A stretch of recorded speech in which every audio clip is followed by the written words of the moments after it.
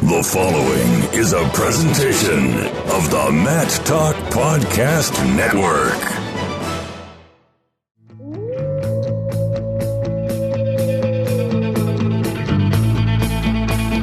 The mind of Pat Popolizio is a wondrous thing. And for you Pac Wrestling fans, you'll get to go inside the mind of the Skip each and every episode here on the Pac Mentality Pop-Ins podcast. Now, here's your host, NC State Director of Athletics Digital Communications, Brian Reinhardt.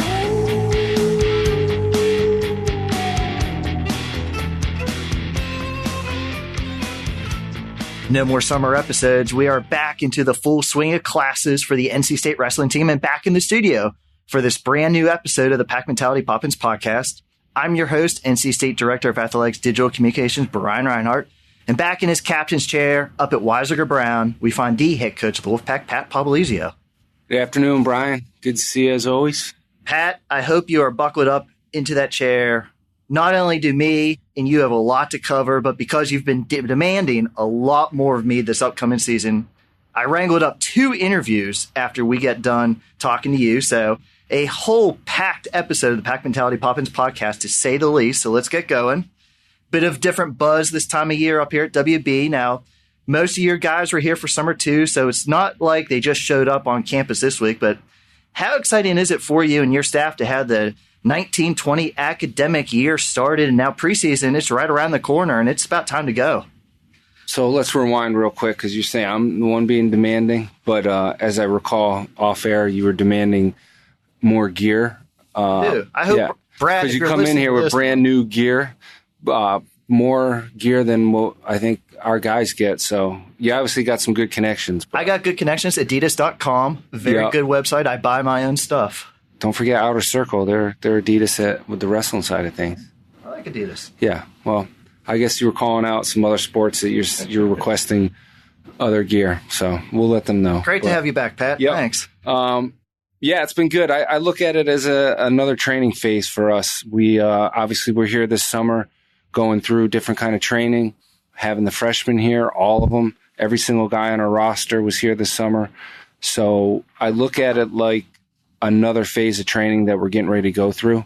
And I know the guys are eager and excited to get those workouts rolling. And, you know, the first week is a little challenging, just getting in sync with the timing and getting acclimated. And I think it's good. You know, guys had this last week to kind of get classes underneath their belt, get a schedule, routine, sleep, eat, the whole 9 yards. So we're in good standing now. No reason why we can't get up, crack of dawn, and start working out. How was the summer of Pat? I think he took like about 2 days off in August. Yeah. Did you recover? I was just having this conversation with Donnie the other day, and I was like, do you feel like we hit any downtime? And the answer to that is obviously no. So you got to love what you do, and they do. The season seemed to blend together a little bit, which is kind of the luxury of having a lot of guys here training in the off season. And, you know, one guy's getting ready for one world championships and the next guy's getting ready for another. And then we're rolling right into our season. So it's nonstop, but we love what we do. So it's fun, and we'll be squaring off here before we know it. Here, Trent Hidlay going to Estonia. Nick Gwizdowski about to go to Kazakhstan. Why does Popolizio never go to any of these countries? Interesting. I forget. Maybe you forget the Budapest one that we were just in last year. You went to Paris. You did go to Guatemala. You did go to Paris. Last May I was in Guatemala. So, yeah, I don't know. I guess see where we're at. But maybe we can get let's get our passports out and see who's got some more stamps on them. I am making a 2020 push for Tokyo, just to let you know. So you want to just come to the finals. I see how it is. But now we're going to do something we haven't done for many episodes. We are going to plug our own podcast. So, Pat, you can just sit back for a minute, relax. You had that big gulp of cheer wine. So just take it easy here. Let me go on one of my little spiels. But I really recently read a stat that said iTunes podcast library now has over 470,000 podcasts. So we know our listeners have many choices out there to listen to our podcast. So we thank you for joining us each and every episode, especially when Pat's on. But the Pac Mentality Pop-Ins podcast continues to be the only podcast here from NC State Athletics, and it continues to be the only podcast in all of D1 wrestling that's hosted and produced by a school year-round. And A lot of work goes into these episodes, and they're a great way for our fans to get to know those student athletes off the mat. And if you have not done so already, please go in and subscribe. Don't be one of those people that just listens to these episodes on GoPack or YouTube. You can find the Pack Mentality Poppins podcast on every podcast platform, iTunes, Spotify, Google Podcast, iHeartRadio, just so many. So once again, thank everybody for subscribing and downloading. We're going to continue to bring this great content. And man, that was a lot of talking by me. Pat, I just want you to say something. I'm not going to give you a great lead in. I always set you up. I'm going to put you on the spot. Good. Well, let's talk a little bit about our golf outing that we have scheduled coming up in October. Place a specific date if you have it. I do. Let me get that out for you real quick. It's a good thing this isn't video. Like you're scrolling through your phone. October 25th is going to be our golf outing this year, and we anticipate having a really good turnout. And there's a lot of moving components to it. And I know we've met a few times with some of our alumni that have worked really hard to kind of set things up. So that's going to be a big date for us. On top of that, I think November 9th right now, we project to have our wrestle-offs, and there'll be some really good matches during that time. So, and I also believe that's a big weekend for a lot of other sports that'll be here. So I'm trying to get in a venue somewhere outside where we can get some space to host this outside, do a little tailgating, and watch some wrestling, football, and some other sports along the way. I was going to say November 9th could set up to be a really good day. Clemson football game. You guys always do your wrestle-offs. Yep. Somewhere over at football. You're still working out those details, but you want as many people to come out. Wrestle-offs are going to be really competitive this year. You have a lot of spots that are open and just some new blood in here that you want to get out there in front of fans. Yeah, a lot of unknown for certain weight classes and some new guys that want to challenge and step up. So it'll be good. A lot of depth this year across the board with this team. So that'll be a big weekend for us having those wrestle-offs. Usually in the years past, a lot of those weights are already decided, but I think this is going to be a good one where we got a lot of good in-house talent that will be showcased there. Pat, going into year 3 of this podcast, we've pushed out 52 episodes. Well, maybe you haven't. You're not here all the time, but still a lot of great personalities we've heard from. Our fans are getting to know our guys on and off the mat.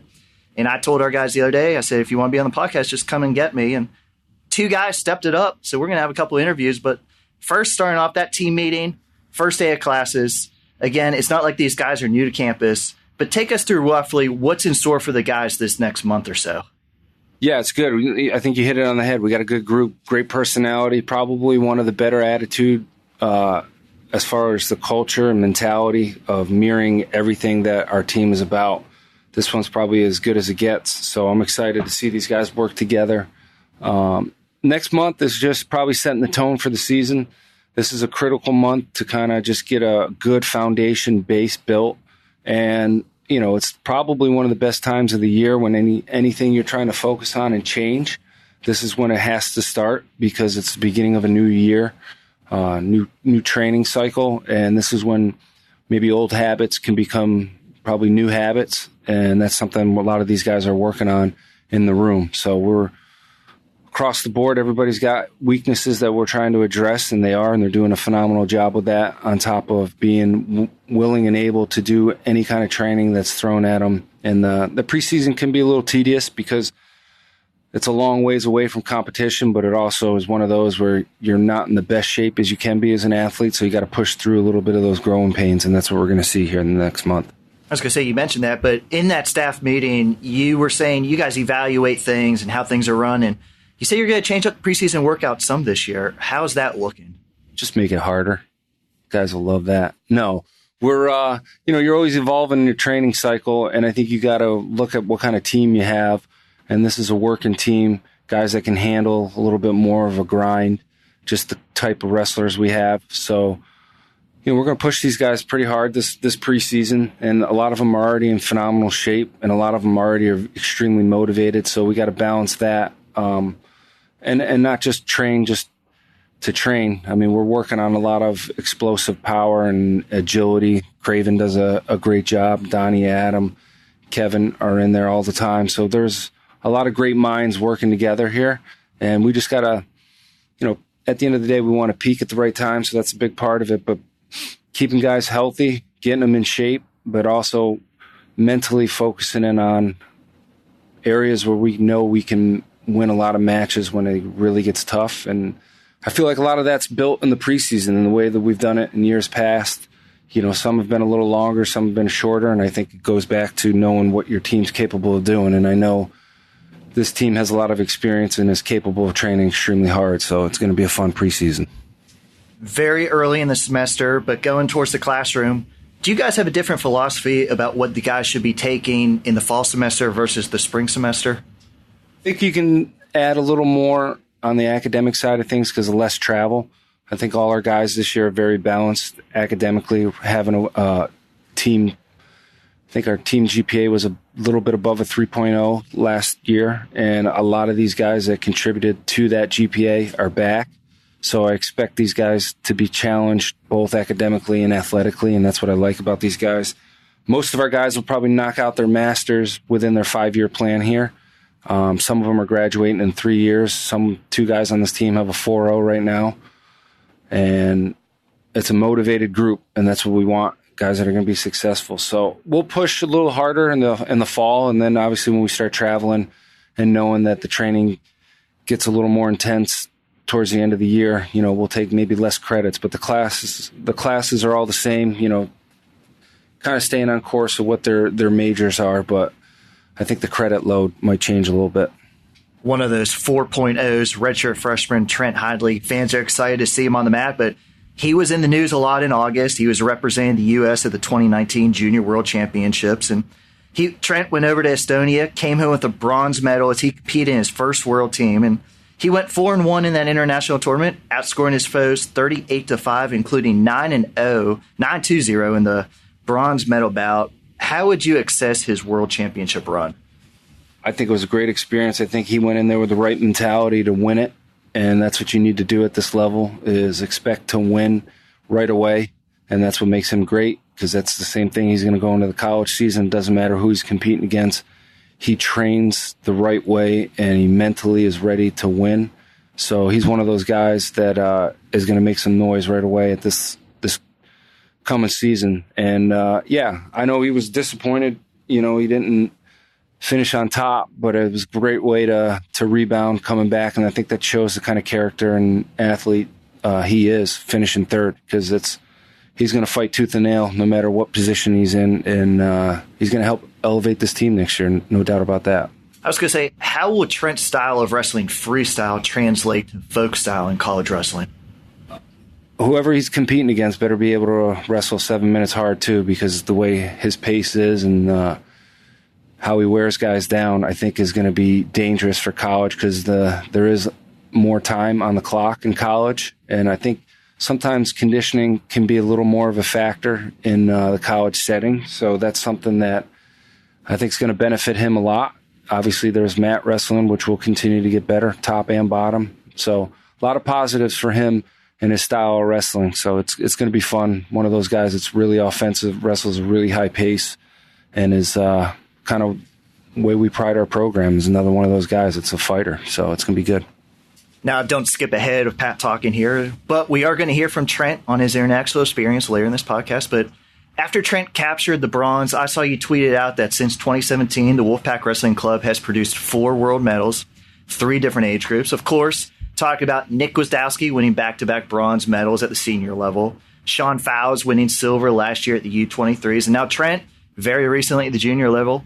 Obviously great results. First world medals for the Wolfpack RTC. How important is it for the college program to keep achieving these results internationally? I think it's huge on a lot of different levels. You know, we have a lot of support right now moving with our regional training center and donors giving money to help put these guys in position for that. And the guys that are here post-college training, you know, they're funded well enough that all they have to worry about is showing up, working hard, and they're going to get an opportunity to go compete and get better. So they go hand in hand. And anytime you're around winners, I think it opens the door for new guys to win. And sometimes the hardest thing to do is get that first national title and then that first world medal. And we've knocked a couple of those out. And it makes it easier for guys coming in to understand what it takes to win. And that's what you're seeing at the college level, you know, and that's why guys are producing more and more, is because guys like Nick Mock, Pete Renda, Kevin, Tommy, all those guys have paved the way for guys coming in. And now at the international level, Sean did it. Trent obviously just did it. And Nick is out there in the front the last 2 years, and it's not an easy job to do because you're dealing with the best guys in the world. And, one mistake is extremely costly. So these guys are professional now and continuing to get better. So it's fun to watch them all compete. Maybe a tad away from NC State, but we have been seeing a few announcements lately of college wrestlers taking an Olympic redshirt this season. And I think at least 2 returning NCAA championships have declared. And correct me if I'm wrong, but this is sort of a new trend in college wrestling as these guys are taking that redshirt and focusing on qualifying for the 2020 Olympics and taking the year away from college freestyle. How do you see this new rule affecting college wrestling this upcoming season? I think it's good to have that option. It's cut and dry how you qualify. I think in maybe years past, and I'm not 100% correct on this, but I think you had to get waivers for it. But now it's just cut and dry. You qualify by doing A, B, and C. And we have 2 guys right now who've qualified for that, which we'll evaluate that. And the plan is to wrestle everybody right now. But always having options is a good thing. And, at the end of the day, it allows these guys to have peace of mind knowing that they were in position to at least have the opportunity to accomplish their goals if they want to go about it a certain way, whether they want to wrestle during the college season and then try to compete during the year on both, or just take the year completely off. So, yeah, it's good to have that option right now for these college guys. Gearing up, getting ready to go through that qualification for the 2020 Olympics next summer. Former national champion Nick Wiskowski is currently out in Colorado Springs at USA Wrestling Training Camp, getting ready for the 2019 World Championships. Like I said, it's going to take place in Kazakhstan in mid-September. And since I should never assume you're going to be on one of our podcasts, I'm going to ask you about Nick today. Nick's brought home bronze each of the last 2 years at this tournament. What are your expectations going into this year as he secured a top 4 seed up at 125 kilos? I think he's got the same mindset. Anything less than winning it, obviously, is a disappointment to him, and it's a tall task. He's got some really good competition out there, and no matter what weight you're at, you're dealing with the best guys. So the one thing with him is he is extremely focused, not just on wrestling. I think he's sharpened his mind a lot. He's done a lot more research, reading, and some other things to mentally help him. Any advantage that he can get, he's given himself right now. And it's fun to watch him continue to grow as a athlete and as a person, and he's working extremely hard. He's doing everything he needs to do to put himself in position to go out and win a gold medal. And that's all you can ask for these guys. Brian Reinhardt's trying to put himself in position to be part of Team Gwizdowski and get to 2020 Olympics for full coverage. Well, let's see what kind of travel you're going to do this offseason with it, and we'll see what kind of articles we're writing up. I will gladly go to Tokyo. I will say you stepped up your game, so it's negotiable. Everything's negotiable. Last bit of team news before we get you out of here. You recently added a transfer into the program. Jacob Ferreira spent his freshman season at Bucknell, and he was going to provide depth at 184 and 197. What went into the decision to add Jacob, and how does he fit here at NC State? It's one of those kids that I think he was very familiar with our program back in the day, coming to camp. I've spent a lot of time up in New York, different clubs. So I've known him for a while, and then I think it all came about. He was looking for a different opportunity, and once he put his name in the portal, it was a no-brainer. I wanted to give him a call, see what he was thinking, and it was obvious he wanted to be here, and I think he mirrors everything that we're trying to do as a program. His work ethic is on cue with everything we're trying to do. He's already a great academic student, and there hasn't been a day yet I haven't seen him and Trent since he's been here working out together. So I think in the right training environment and, maybe a year under his belt here because he's got that option to redshirt, he's going to be in position to do some good things for our program, depending on what weight he finishes up at. We don't know yet, so that'll be with time. And, of course, I already tracked Jacob down during his first week on campus, and we're going to hear from him very shortly on this podcast. The Pat football season's gearing up. NC State opens with 3 home contests during the first 4 weeks of the 2019 season. Do you enjoy getting at the Carter-Finley Stadium and being in that environment of those Wolfpack fans? Yes, I think it's one of the greatest atmospheres you can be around. And I think what Coach Doran's done over there has been phenomenal. And he's always just involved in all different sports. So it's great to get out.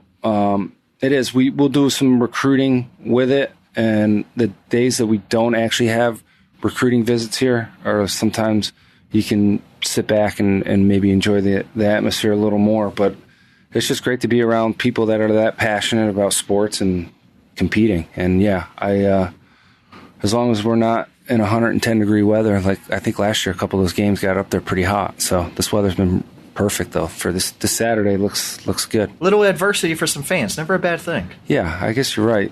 As long as it's not raining, we're good. Pat, as always, I appreciate you being on your own podcast. We really hit it out of the park today, and this was even before 2 more interviews. Yeah, and you set me up with a couple of these good questions, so it's good. Yeah, I'd like setting you up now. Stay tuned for more interviews on this episode of the Pack Mentality Pop-Ins podcast. And see, Pat, this is why we need a sponsor for this podcast. We could do a terrific ad read right here in this space as we transition to our next guest. Who can we talk to about pumping some money into this podcast? Kawa's a good one. He's been doing some great things with his apparel company. So maybe we got to. I think we have a lot of local business owners. Local, yeah, a lot of alumni doing well. So we'll see who steps up to the plate. We'll start with Kawa though.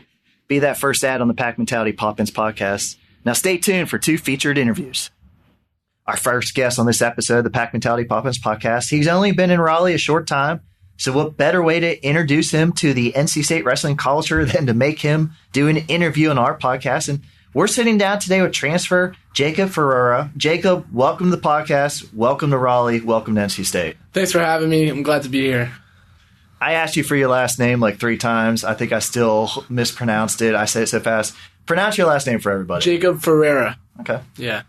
We'll call you Jacob. We'll go from there. But a bit of a whirlwind, I'm sure you've had the last month or so, especially just deciding to come to NC State not too long before the fall semester started. But first off, originally from up in New York, Matt Kisco, and home to a multiple NCAA qualifier and local business owner, Sam Spino. Mm-hmm. But you have a lot of connections to NC State among past and current members of the squad before you even stepped on campus. Talk about those relationships that date back many years for you. Yeah, well, my high school club, owned by John Deagle, Empire Wrestling Academy, that's always been a connection to NC State. And, you know, they've always had the camps up there in New York, and I've always wanted to go to it. And, you know, it's just, I have teammates down here that I wrestled with in high school, Matt Grippy, Jacob Camacho, that are guys I love and are good friends of mine. And, you know, it's a great place down here. And with those connections and being a D1 wrestler last season at Bucknell, what did you hear or what were your impressions of the NC State program before you went through this recruitment process this summer? I knew just from being a wrestling person, a wrestling fan, as well as a D1 wrestler, that's a really high-level program, you know, winning ACC titles, placing top 10 at NCAA tournaments. It's just a really high-level program, and I want to be a part of it. You were a true freshman at Bucknell last year, competing at 184. How would you assess your first collegiate season? I would say it was basically a redshirt season, but I got thrown out there for a couple dual meets. It was a pretty good first collegiate season. I got to see what college wrestling was all about, and I'm excited for the future. I don't want to put you or Bucknell on the spot here, but why did you decide to transfer? NC State is just such a great school and has so many opportunities in the classroom and in the wrestling room with training partners and just coaches, and the situation was just all around better for me here than up at Bucknell. But I can't wait to get started here, and I'm excited for the future here. And you went through this process of transferring a little bit later in the summer after some other transfers happened and all the signees were already on campus. What were you looking for in your next program? I was looking for just a really strong support system, a really good coaching staff, lots of different training partners that would be able to, you know, beat up on me a little bit, and so I can just excel to that next level of being an NCAA All-American national champion, and NC State was the place for that. Have you had the chance to get in the room and scrap with some of the guys yet? Yeah, I've been wrestling with Trent past couple weeks, and wrestle with Tyree, and just it's great to have such versatile partners. I can go up in weight, I can go low in weight, coaches I can wrestle with, RTC members, so it's just great to have all the options. I was going to say, if our fans haven't seen any of your matches, how would you describe your wrestling style? Definitely, I would say relentless, as my club coach would say, John Deagle. But I'm very offensive. I like to wrestle in neutral and take a lot of shots.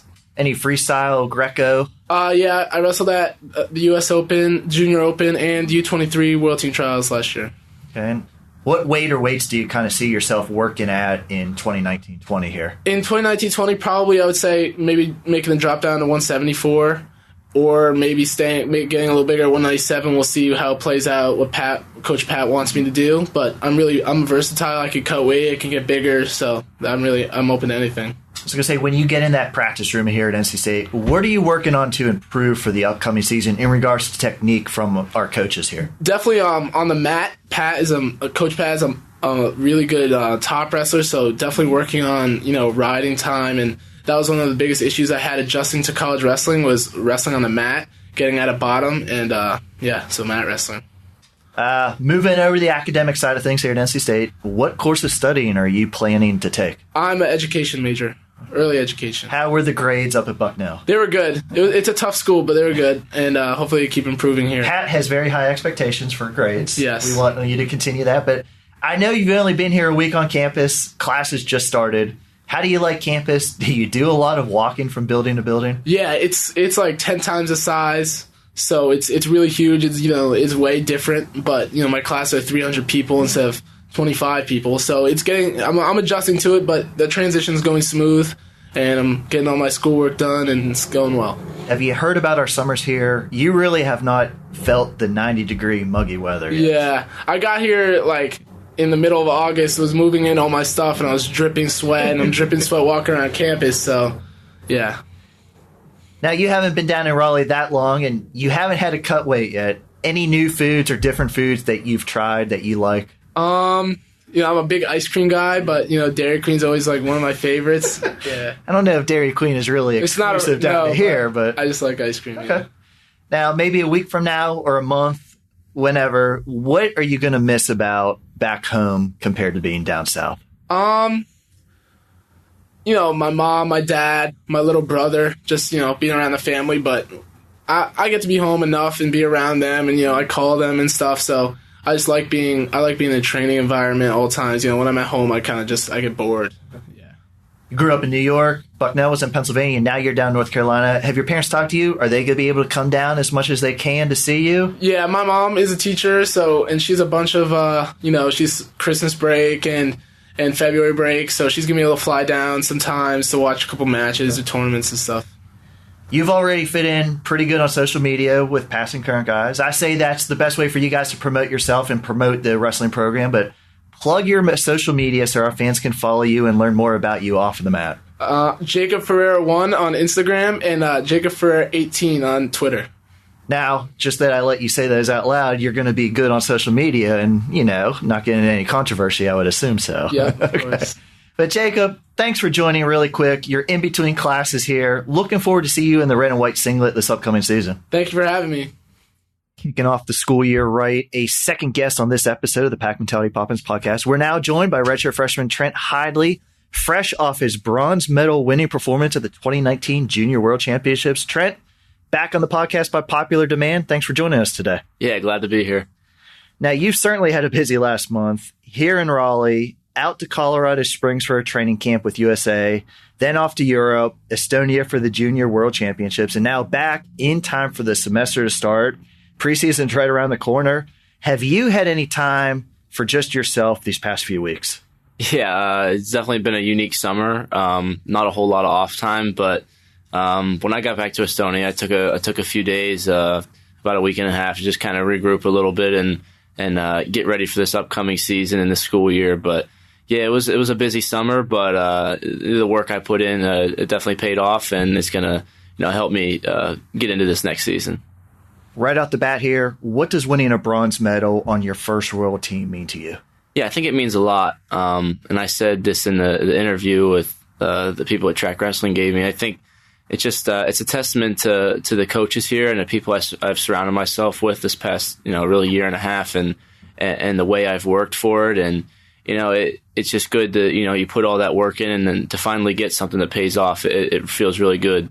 And I think it's a a good foundation for me to build off in this next, redshirt freshman year and getting into the college atmosphere of, the dual meets and being on the team. So I'm really excited for that. And I think it was a great step for me. I don't think it's necessarily something I want to, sit on. It's something I want to help me propel into the next, the next goals of my wrestling career. So yeah, I think it was great, and it was a great experience. You mentioned the track interview, but what about the social media expert that we sent with you, Kevin Jack? He was by your side, pictures, video, all. How was traveling with Kevin? Oh yeah, Kevin really stepped up. We had a great time, and traveling to Estonia and the wrestling aspect of it. But yeah, he did great. He gave some good interviews. He might be applying for a job here soon. He did good. He did everything we asked. But now we're going to get to your tournament run in a second. But I mentioned before, you went out to Colorado Springs ahead of the World Championships. Now, we hear about guys like Gwiz and Tommy Gann and Machiavello. They're actually out at USA training camp right now. But tell our listeners exactly what a training camp consists of, and how was it your first time out there? Yeah, the Colorado Springs, the Olympic Training Center, it's definitely a unique place to train, and because there's so many good guys there. When I first got out there, most of the senior level members and world team members were out there, so you really get a good look at how some of the best guys in the country train and some of the workouts that they go through. And most of the beginning workouts we did was, once we got there, we got acclimated to kind of the elevation change, and it's definitely a big factor. You can definitely see a difference from training in Raleigh to training in Colorado Springs. But getting acclimated the first few days, and then starting to get into some more specialized and detailed drills and exercises to a few things that Coach Kevin Jackson and some of the other coaches knew that we'd see overseas. Things like focusing on parterre defense and hand fighting and moving our feet, just things that the foreigners are known for. And for a lot of us, it was our first time going overseas. So just putting a lot of detail into those specific situations. And I think that helped me out a lot. When I was over there, I saw some things I've never seen before, but I was ready for them due to the training I had over there. So I think that was a big help for me and the way I wrestled over there. But yeah, it's fun over there. I think it's cool to be able to train with the best guys in the country. Kind of gives you a perspective of where you're at, and you get to see new things that you can improve on and new areas of wrestling that you may not have seen before. What was your journey from Colorado to Estonia like? It was actually pretty smooth. I've never been on a flight that long, but we took a flight from Colorado Springs to Denver, which was like 45 minutes, and then we went from Denver to Frankfurt, Germany. That was about 10 hours. So just kind of sit back and try to watch as many movies as you can and get it going by. But from Frankfurt, we went into Tallinn, Estonia, and just got settled in. I think we got in around like 6-ish. So we kind of had the rest of the night to, we got a little bit of workout and then just kind of wait until 10 to go to sleep because the time change was about 7 hours. That was your first international trip. First impressions on Estonia on the drive from the airport into town? It was a little bit dreary. I didn't really know what I was going to expect a whole lot. I knew they had a history with the Soviet Union, and you can definitely see some of the buildings are more, you could tell they were kind of from the communist era where everything was just kind of gray and a little bit dreary and boring. But there's definitely some really interesting buildings and architecture I got to see. So that was really interesting. I was going to say, what were your accommodations and what were the training facilities like? Yeah, we were in a hotel. It was pretty nice. I wasn't used to the small beds that they give you over there, but the hotel was nice. It pretty much had everything you needed, and they served food, and there was a restaurant down there that's pretty much just like buffet style. So I actually got to try a lot of different foods, but most of it was kind of what I was familiar with. And then this is actually kind of interesting. Our first day over there, we got picked up by the bus, and we quickly figured out that the bus schedule wasn't really much of a schedule. They just kind of came whatever they wanted. So we were about 30 minutes late, according to their schedule. And they picked us up, and we thought we were going to go to the arena and work out on the mats. And we're going down the road, and of course the bus is packed full of like 100 kids. There's probably like 50 seats on this bus. And we're going down the road, and they just make a stop, and they tell us to get out. So everybody gets out. We walk across the street, and it's like raining. It's kind of like it's kind of weird. And there's this like kind of like old, almost like rundown factory almost. Didn't look like what we were used to. And we walk in, the dusty steps, everything. It was crazy.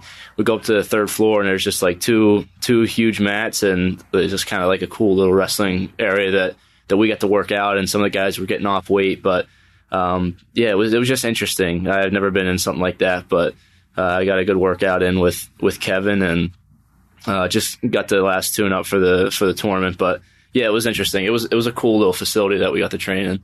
And your mom was able to make it over there. Were you able to spend any time with her and explore it all, or was it all strictly wrestling? Yeah, we definitely did some exploring and sightseeing. I think if she wouldn't have been there, I probably wouldn't have seen much, just because I would have, I probably just would have sat in a hotel. But I think she kind of not forced me, but she encouraged me, and actually Kevin joined us for most of the excursions. But we took a little tour, and there was a guy that was giving us the history and some cool stories about some of the things we were seeing. But Estonia was a really cool place. There was a lot of cool little nooks and crannies throughout the town and the old town that we got to see. And I got some pretty cool pictures of just some of the old time buildings and some of the rich history that they had in that area. I know you love talking about food. Did you try anything interesting or different? Yeah, there was a few interesting things that they have at like the buffet lines. Some of the meats and cheeses, they were really big on that, like throughout breakfast and stuff. But for the most part, it was mostly food that we can get here. So it wasn't too crazy, but I definitely got to expand my horizons a little bit with the food.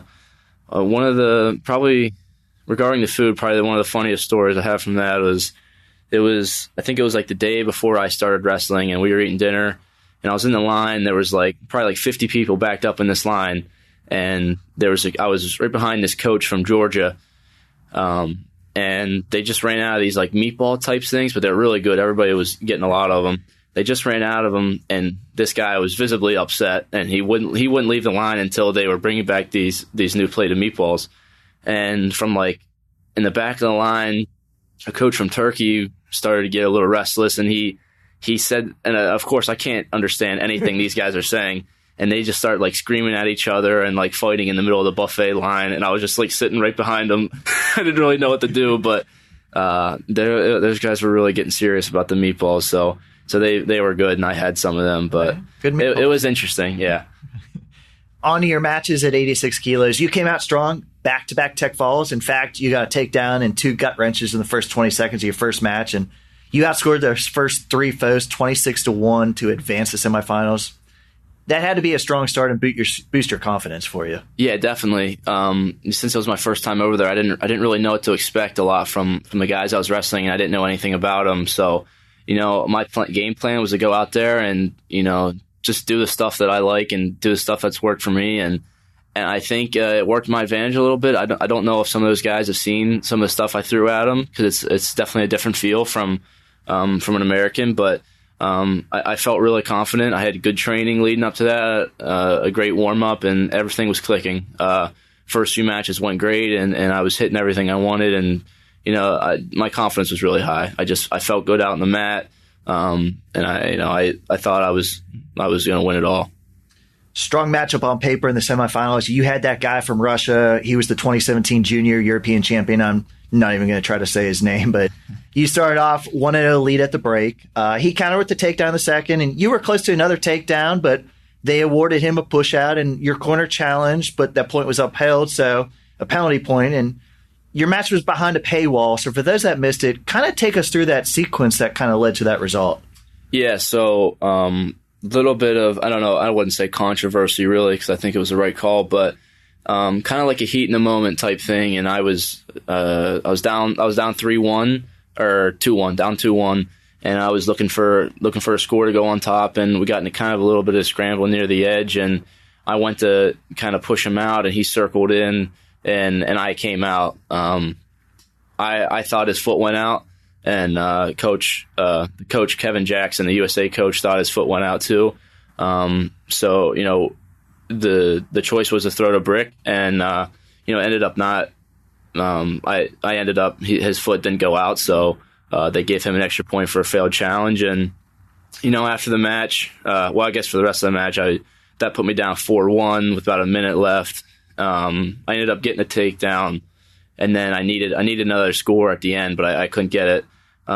So I guess in hindsight, a lot of people want to say it was dumb to challenge, but when you're in, I think it's hard for people to see, like when you're in the heat of the moment, it's a hard decision to make, whether you're the athlete or the coach. So, that wasn't something that I was looking back on, like, oh, if we wouldn't have challenged that, I would have won, because you never know how different the match is going to go.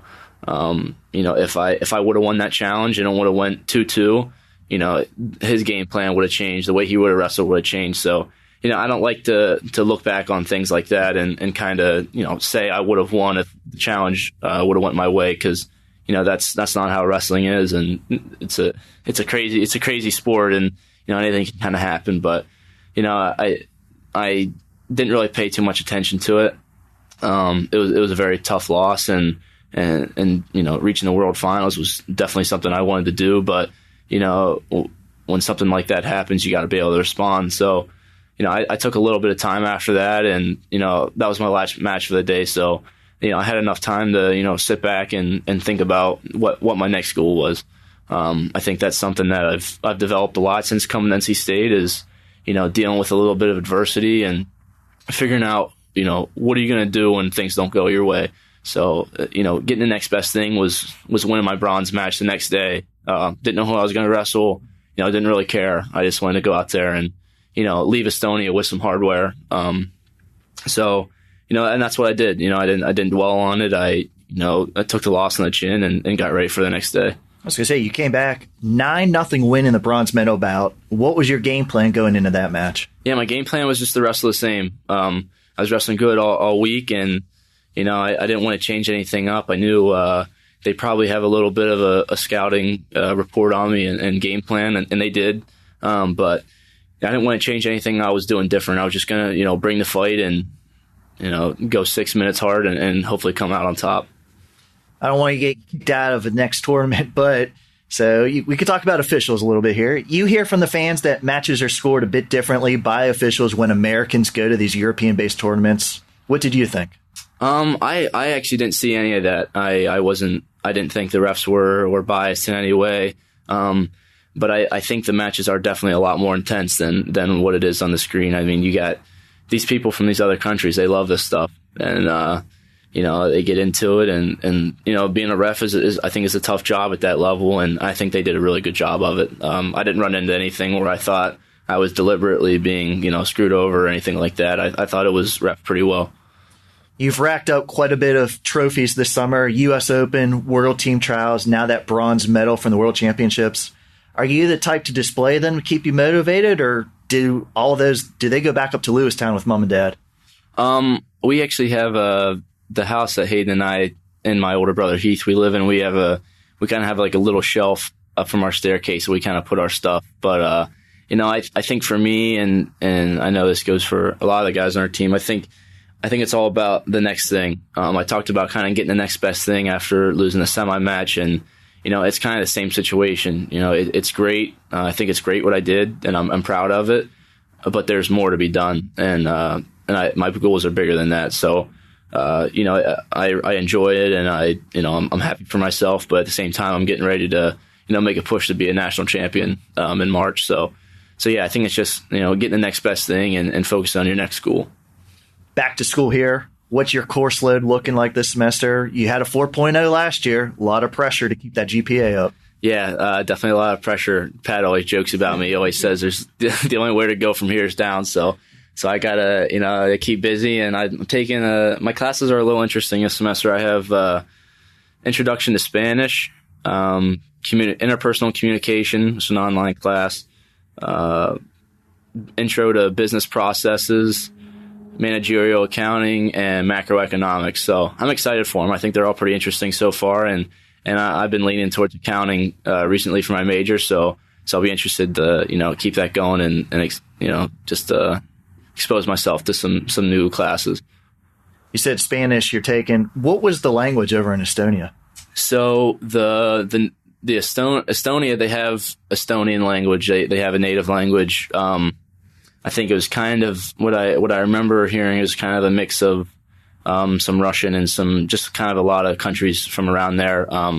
But everybody pretty much spoke English, which was really nice. Sometimes I didn't quite hear what they'd say, but for the most part, it was pretty easy to communicate with all the locals. How was it wrestling on the mat? Your opponent, you can't really understand what their coaches are telling them to do. How different was that? To be honest with you, during the match, I didn't really notice it a whole lot. I think it's kind of weird once you start a wrestling match, you really don't hear anything outside of, I don't even know how to explain it really. It's even hard to hear your coaches speak sometimes just because you're so in the zone. But I think what was funny to me was going back and watching the matches afterwards on my phone, hearing the other coaches, they yell a lot and they scream a lot more than I think American coaches do. So it was kind of funny just because I was like, wow, I didn't even notice that. And here these guys were, yelling at the top of their lungs at their guys. But yeah, it was interesting. But it was nice at the same time because all the countries and coaches and most of the wrestlers had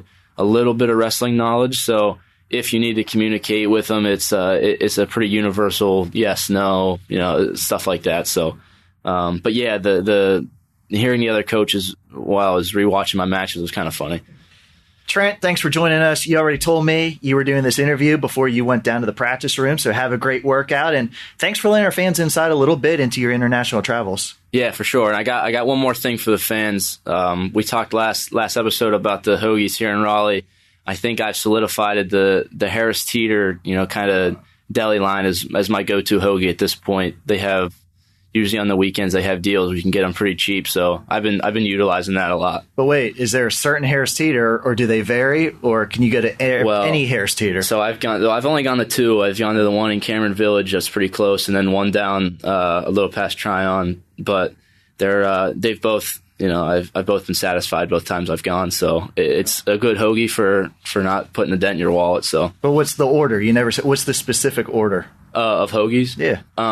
So I go, usually I stick to the turkey and cheese and, my normal toppings. But they also have a breaded chicken one, like a breaded chicken cutlet with cheese that they warm up, which is really good too. So it's not fried chicken, is it? No, Pat, it's not fried chicken, I swear. But the Italian, ham and cheese, I got it all. It's good. Harris Teeter, we want your sponsorship. It would be great to have you. But Trent, always great to have you on. Thanks for joining us. Good luck with classes. Yeah, thanks, Brian. I want to thank everybody for listening today. This is your Pack Mentality Pop-Ins podcast covering all things NC State wrestling. Until next time, Wolfpack wrestling fans, go Pack. The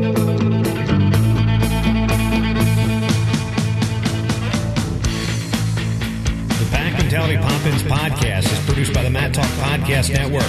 For more wrestling podcasts, go to MatTalkOnline.com.